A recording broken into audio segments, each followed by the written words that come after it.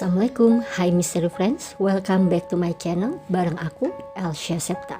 Buat teman-teman yang nanya, kenapa sih kok sekarang jarang banget upload video-video?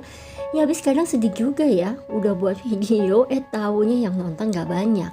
Makanya nih teman-teman, ayo dong kalau aku upload video support aku dengan tonton video aku sampai selesai ya.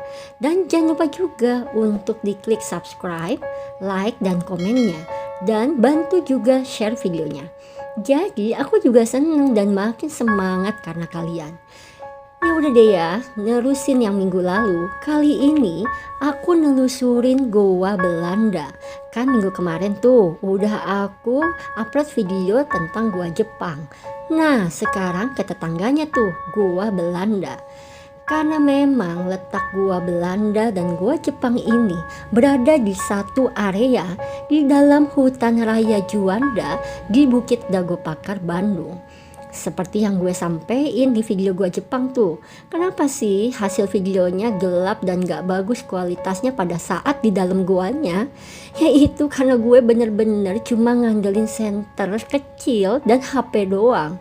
Gak ada niatan datang ke tempat ini dan gak ada niatan ngevlog sebelumnya. Jadi maklumin aja ya.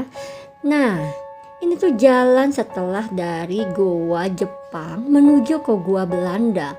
Walaupun jarak dari Goa Jepang ke Goa Belanda ya lumayan lah, butuh effort juga jalan kaki. Ya namanya juga di hutan.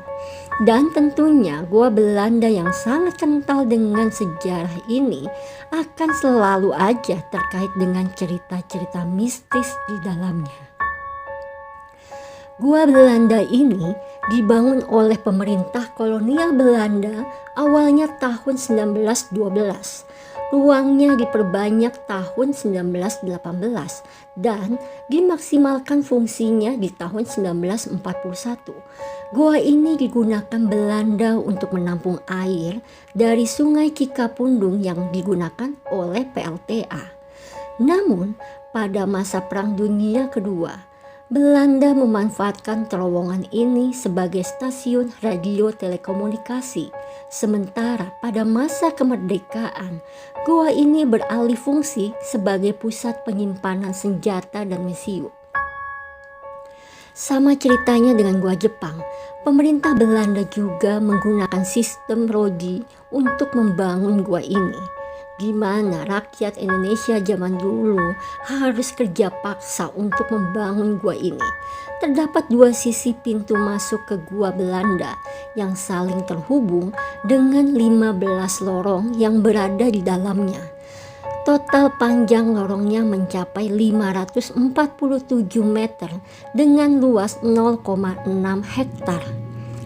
Saat memasuki gua tersebut, terlihat sel tahanan perang pada sisi kiri, sedangkan di sisi kanan terdapat gang sempit yang berujung pada sebuah tangga yang digunakan sebagai tempat untuk mengintai pada zaman penjajahan Belanda.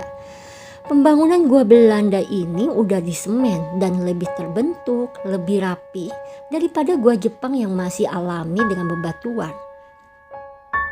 Di sebuah lorong pun masih terdapat bekas rel yang dulu digunakan untuk mengangkut perbekalan dan persenjataan. Karena Goa Belanda ini dibangun memakan waktu yang sangat lama, banyak sekali korban tawanan rakyat Indonesia yang berjatuhan akibat kerja paksa, penyiksaan dan juga kelaparan. Itu kenapa Goa Belanda ini dikenal angker dengan suasana yang mencekam dan bikin merinding. Dengan mitos-mitos dan kisah-kisah mistisnya yang beredar di masyarakat.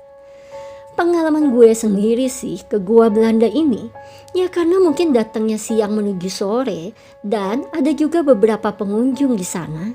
Jadi ya gue ngerasa sih biasa aja, gak ngerasain serem dan gak ngalamin hal mistis apapun. Walaupun takut sih ada, namanya juga di tempat gelap, lembab dan cukup mencekam. Yang gue rasain sih gak tahu ya apa itu debu atau orbs. Yang jelas di kamera HP gue tuh kayak banyak yang berterbangan gitu.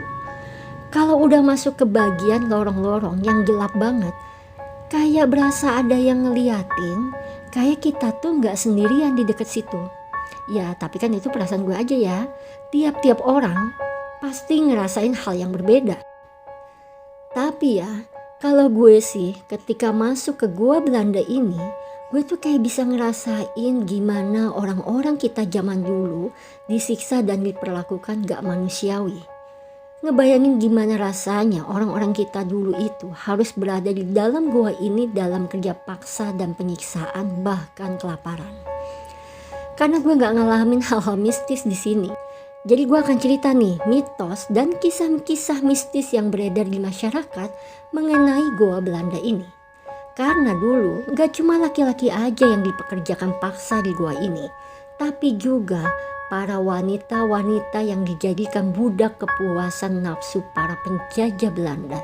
Dan banyak juga yang dibunuh di gua ini. Konon katanya sering terdengar tangisan wanita misterius di gua Belanda. Kabarnya apabila para pengunjung sedang ada di dalam gua, suara tangisan akan terdengar dari luar. Tapi jika para pengunjung sedang ada di luar gua, suara tangisan wanita terdengar dari dalam gua.